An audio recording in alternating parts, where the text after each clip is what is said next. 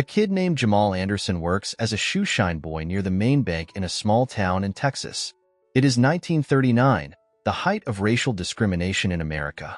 The young man does his work leisurely on purpose to overhear the conversations of the bank's employees and customers. After finishing his work, he writes down in a notebook everything he has learned.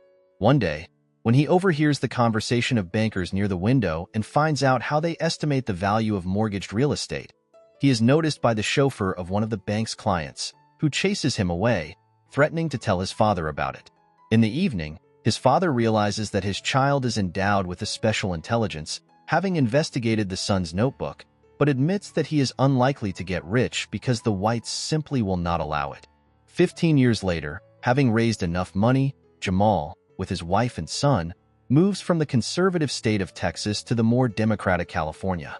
In Los Angeles, they stay with his wife's uncle in a small room for a modest fee. The uncle suggests that Jamal get a job in a factory, but the young man is serious about getting into real estate in Los Angeles, which draws a scoff from the uncle. When Jamal went to tuck his son in, the uncle tries to teach his niece a lesson, but she stands proudly for her spouse. "What does your husband have against working? If we need to supplement our income until he finds the right property, I'll work at the plantation club," the uncle says. "But if he's a real man, he won't let you. That won't be for him to decide. My husband is a genius. You'll see," she replies. Jamal then promises his wife that he will get her and their son out of that barn as soon as possible. The next day, Jamal drives his cousin to work where he meets a bright white kid named Charlie. "You didn't tell me you had a rich uncle," Charlie says. "Nice to meet you." "Hardly rich, and I'm his cousin," Jamal replies. "You got a car. You're rich to me." Jamal examines all the offers on the market and tries to drive down the price. He manages to find an apartment building, but unfortunately, the building needs renovation, and his money is only enough for the building itself. His wife is surprised that her husband is targeting a white neighborhood, but Jamal doesn't care at all. He realizes that the black neighborhoods are overcrowded and simply bursting at the seams, so they will have to be expanded anyway. Then his wife says she can find an investor. She takes him to the jazz club Plantation, which is owned by an old acquaintance of hers, a black playboy named Eddie Thomas. During the conversation, Eddie shows off and pokes fun at Jamal, which infuriates the man, and he leaves Eddie's company in a hurry. Jamal tells his wife that such a man is not to be dealt with, much less to be borrowed money from. She says that Eddie just looks flashy, but he is a good and reliable man. Moreover, he is friends with the city mayor. "Well, that's the mayor. Do you want to meet him?" Because he's friends with Eddie, Jamal has no choice but to go to the owner of the building and try to get the price down. The owner turns out to be a very clever businessman with a distinct Irish accent. He wants $40,000 for the building. Jamal's efforts to get the price down to $30,000 are unsuccessful. Then he asks to split the payment into 2 installments. $30,000 are paid straight away, and the remaining $10,000 when the building will be fully leased. "My tenants won't pay more even if they can see their reflections in those floors. But another market will. Black doctors, lawyers, teachers looking for a place to move outside the ghettos that they've been forced into. No one is going after that market, but I can." Jamal's pressure and mathematical talent impress the Irishman, but he's not ready to take the risk and refuses. Before leaving, Jamal peeks at the name of the bank on the calendar and the name of the man's personal manager. That same afternoon, Jamal heads to that very bank and tries to talk to the manager, but the secretary blatantly lies to him right in his face, trying to get rid of him in a polite form. "I'm sorry, Mr. Rida is out. May I take a message?" "I have pretty good eyesight and I can clearly read the nameplate on his desk." "I'm sorry, I misspoke. Mr. Rida can't meet with you right now, but I could take a message." Jamal has to wait for the manager for several hours on the street. After a working day, he has a dialogue with the manager outside of the bank, trying to get a loan. He tells the manager about the whole deal. In the evening, Jamal is ready to give up, but the Irishman calls him and starts a conversation with some claims. "Did you use my name to try and get a loan from Mr. Rida at Mid-City Bank?" "Yes." "And do you think that follows normal business customs?" "No." "Good. Well, at least we can agree on that." However, he gives Jamal good news. The manager will give him a loan because the Irishman is ready to act as his guarantor. He is impressed by Jamal's drive and realizes that such a determined man can really succeed in business. This moves Jamal to tears. After the deal is done, Jamal's wife drags him to that very Eddie Thomas jazz club to celebrate a small victory. At the club, Eddie approaches him and, in his manner, tries to strike up a conversation with Jamal again, starting with a side topic. "I'm not your white," Eddie says. "You go to every table in here to reassure your patrons of that?" "No, might have to skip some of them," Jamal replies. Eddie admits that he likes it when black people succeed, and he sees the traits of a successful man in Jamal. Jamal and his cousin are making some minor repairs to the house when suddenly a tenant notices him. "What are you doing here?" she asks. Jamal admits that he bought the house. "Don't you sass me, boy. This is a white building. You can't own this place." His cousin's friend Charlie joins them. "But are you okay with working for me? Money is green. That's the only concern about color I got." The three of them start working hard, but a few hours later, the police arrive, saying an old woman called them because a black man is impersonating the owner of the building. Jamal declares that he is, in fact, the owner, which causes ridicule from the police. Then he shows them a copy of the title deed, and the police leave, not forgetting to say, "Try to be more respectful to your tenants." "Yes, sir, officer. Sorry for the inconvenience."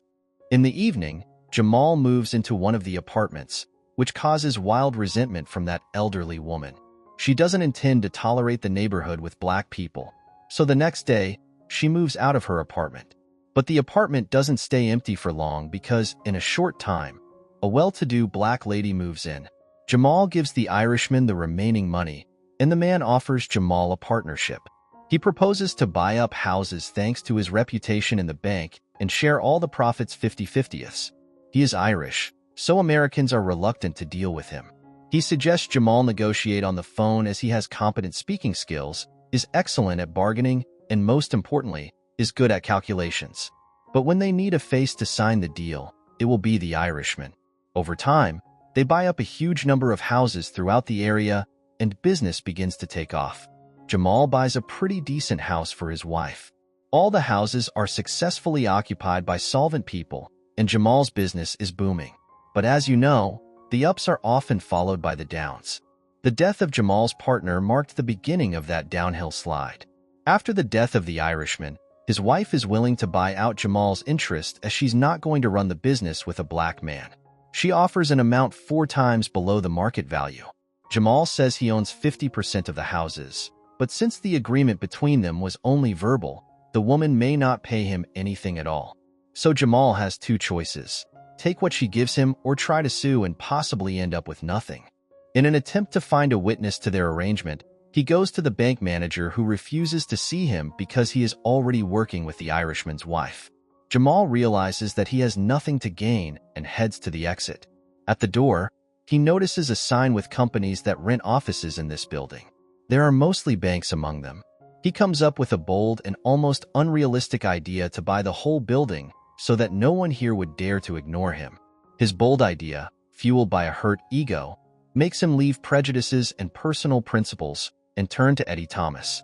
Jamal offers Eddie to jointly buy the building because he owns a number of commercial buildings in black neighborhoods and understands the commercial real estate market. But the witty businessman doesn't want to get into the white territory. You know, there's not a single black-owned building in downtown Los Angeles, and there's a reason for that. "Now convince me," Eddie says.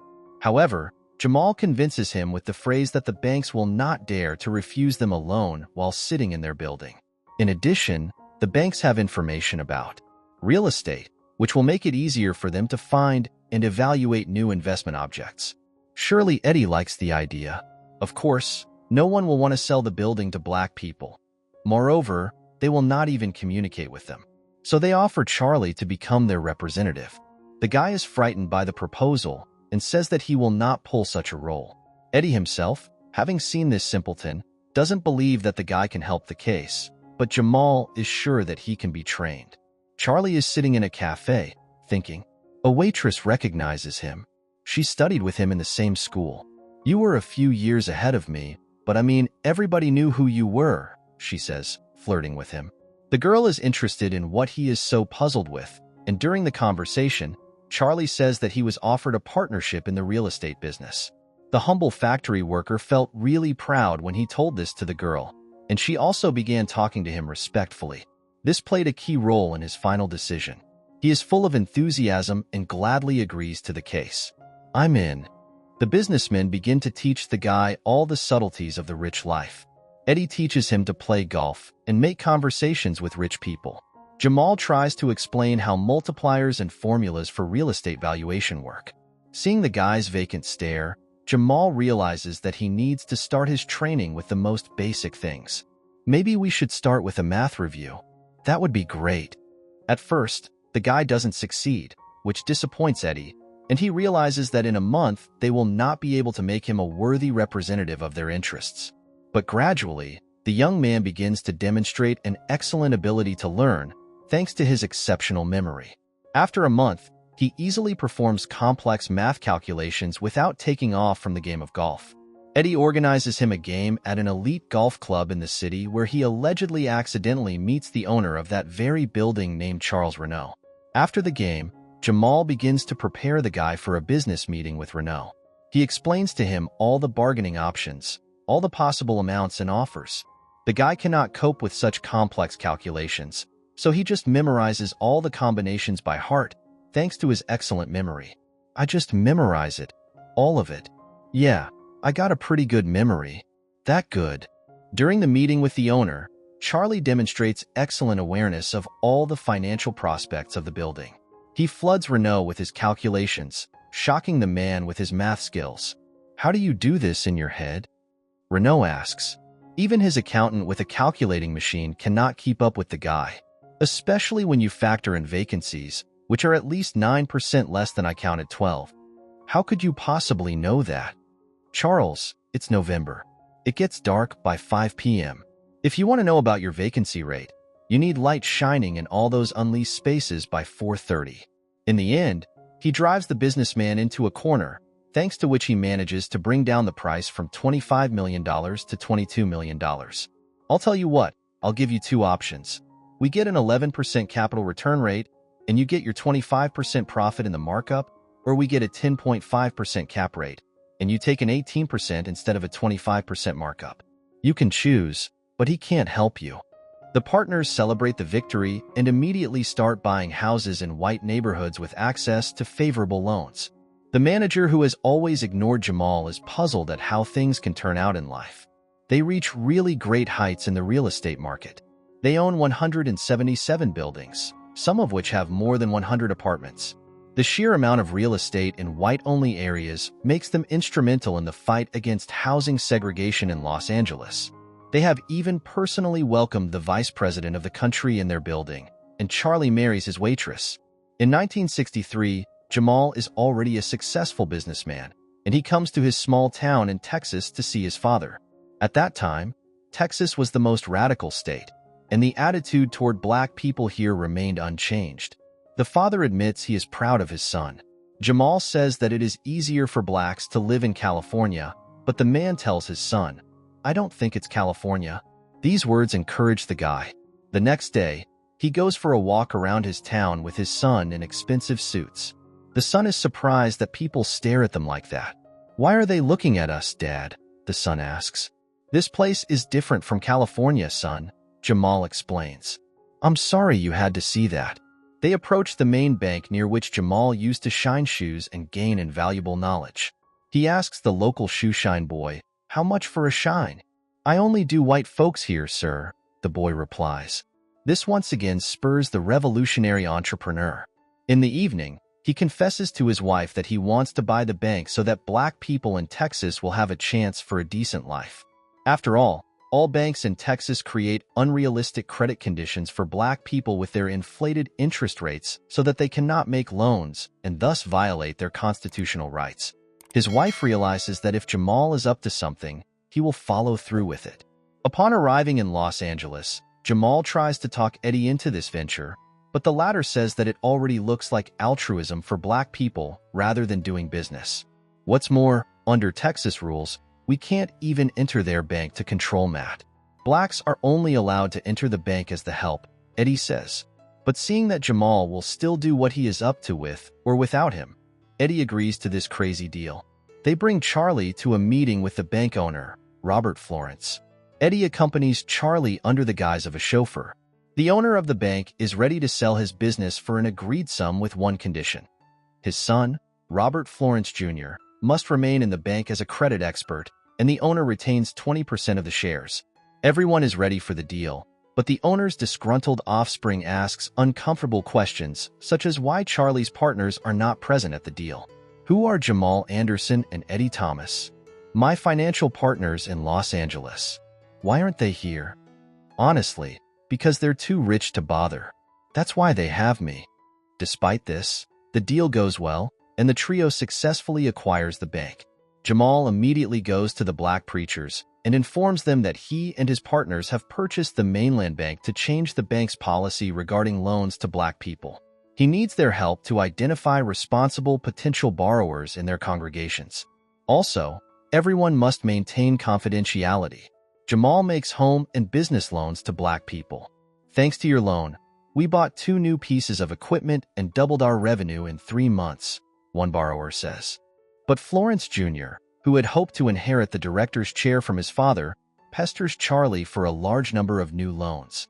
He wants to know on what basis and principle Charlie is approving loans to these people. Then Florence Jr. starts spying on his director. He finds out that the new loans were given to black people and notices how Charlie secretly meets Jamal and reports to him on his progress. In the evening, Charlie is nagged by his wife. She is not happy that they have moved to this hole, and also, he doesn't own the bank himself as he originally outlined to her, but is just a representative for black partners. I'm making $25,000 a year. We bought this house with 1 month's salary. You started with them. You said they were going to make you a partner. Yeah, and a partner isn't a salary. A partner's an owner. He promises that the next bank they buy will be completely under his control. You're buying another one? We're thinking about it. Yeah, that would be something. The next day, Florence tracks down the businessman's meeting place. He breaks into Jamal's house and threatens to tell the residents who really owns the bank and to whom the loans are given.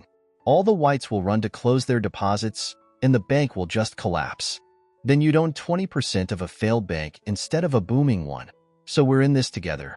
Not quite. See, my father didn't know he was selling his bank to 2 Negroes, so that's fraud. Both our names were on that bank contract you signed. You even asked about us. Jamal says that Florence Sr. knew who they really were. Then Florence pulls out a notice from the controller of the currency that their yearly inspection has been moved up 2 quarters early because of an anonymous tip. When Florence leaves, Charlie, egged on by his wife, suggests that the partners buy another bank, a small one, to move all the black people's loans to that bank. He has already found a bank and thought through all the deals. Okay, the Bank of Marlin is small. You can purchase it outright for $274,000. The guy explains to the men that this is a good solution, but the prudent Jamal doesn't like such a fuss. He realizes that they will not cope with the management of one more bank. Charlie demands to entrust the bank completely under his management. It's $274,000 of Eddie's and my money. We should at least have the final say, right? I can't become my own man here. Then I think I need to resign and go back to L. Is this you blackmailing us? No, you guys have taught me so much. I just want to be more like you, an owner.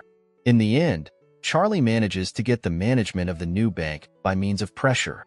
Jamal's spouse works as a janitor at the new bank to look after Charlie. Wish they'd just trust me, then you wouldn't have to. Do you resent me being here? A little. Do you resent me for wanting to run my own bank? A little. Jamal creates a list of loans that need to be resigned at the new bank and instructs Charlie to double-check all the loans before signing and to work only with their trusted lawyer. However, Charlie, having believed in his own skills and powers, decides to step away from their plan. He hires a lawyer by the advice of Florence, who most likely ratted out the bank to the controller of the currency. During the signing of the contracts, Charlie, with a serious facial expression, runs through the list of loan agreements without even bothering to study them properly. The guy is worried that he might mess up the bank's management, so he shares these thoughts with his spouse. They're lucky to have you. No, I'm the lucky one. I'm learning from people a lot smarter than I am. They're not smarter than you. I mean, they can't be. They're my friends. Florence calls him and tells him that white customers are coming to Mainland Bank and withdrawing all their money because someone told them that the bank gives loans to black people. On top of that, the examiner of the controller of the currency starts his inspection in the new bank on the anonymous tip. Federal bank examiner just left my office. I thought that wasn't until next month. No, I meant Marlin, not Mainland. Get the master books out. He's coming back in an hour. Jamal, in a janitor's uniform, tries to help Charlie explain to the examiner how the transactions in their bank are carried out, but it doesn't help much because the examiner finds loans that such a small bank cannot own. Charlie runs out to his partners in the restroom to get clues for action. Jamal doesn't understand how these loans got into this bank. How the hell did these loans get in the package? I don't know. I looked over every individual loan, Matt. There was nothing over $20,000. Nothing over 20 years. Did you look at the loans when you picked them up? I looked through them, maybe not carefully enough. Read the top sheet. How the hell did our lawyer miss that? I couldn't use O'Keefe. What? Who exactly did you ask to find this lawyer? Florence. They understand perfectly well that Florence set it up on purpose and are surprised that Charlie doesn't realize it himself. After the check, the partners decide to sell the small bank in order to save the Mainland Bank. But Charlie isn't ready to give up the bank where he is finally in charge of the whole process. I'm not going to lose Marlin. There's got to be something I can do. Charlie keeps screwing up. The guy buys the loans back on behalf of the Mainland Bank. Eddie is informed about that by their trusted banker, who they have worked with for years in LA. Who the hell would pay face value for those piece of loans? Mainland Bank in Willis, Texas. Son of a... Together with Jamal, they rush to Mainland in order to stop Charlie, but no sooner do they explain to him how badly he screwed up than the deputy controller of the currency bursts into the bank and announces that their banking license has been revoked for suspicious transactions and the bank is being placed in FDIC receivership. At the exit of the bank, they are caught and arrested by the FBI, not without Jamal's resistance. In Washington, before a public hearing in the Senate, a lawyer says that they want to use their case to tweak the laws regarding banking. So what does that have to do with me? You want the stated or the unstated version? Unstated. We need to change these laws now. I mean quick, or black men like these can own banks and loan money to others. In other words, they want to use Jamal to tighten control on banking. The senator himself talks to Charlie and tells him that he needs to cast the blame on his partners so that he doesn't end up in jail for 50 years. Charlie does so at the first hearing. He admits that he was manipulated and his partners were pulling the strings and all these deals were made by him under pressure from Jamal. Next, the senator talks to Jamal and tells him to confess how he deliberately took advantage of a loophole in the law to illegally enrich himself. Then Congress will fix the laws to favor whites and Jamal will be free. But if he decides to take his case to court and rant about racial discrimination, he is looking at jail time. Son, I'm from Arkansas. You don't have to tell me that Negroes sometimes get the short end of the stick, sometime. The second day of the hearing is here. Jamal pulls out his janitor's uniform and declares that this is the only way black people can enter a bank in Texas, even though the Constitution says all citizens are equal. The senator tries his best to interrupt Jamal's speech, but the man makes a brilliant speech about race discrimination. Why is it so important to you to exclude an entire race of people from the American dream? Of course, the Senate isn't satisfied with such a speech, and the federal government seizes their assets following this hearing. An all-white jury in Texas convicts them of misappropriation of bank funds and sentences them to 3 years in federal prison. Charlie, on the other hand, remains free. Florence purchases the Mainland Bank in a sale arranged by the FDIC for a fraction of the cost. Jamal and Eddie paid Florence's father for it. 3 years after their testimony before the Senate, Congress passes the Fair Housing Act, which makes it illegal to refuse to sell or rent property on the basis of race, religion, or gender. 3 years later, Jamal is released from prison where he is met by Eddie and his wife. Figures they let you out before me, man. They couldn't wait to get rid of my ass.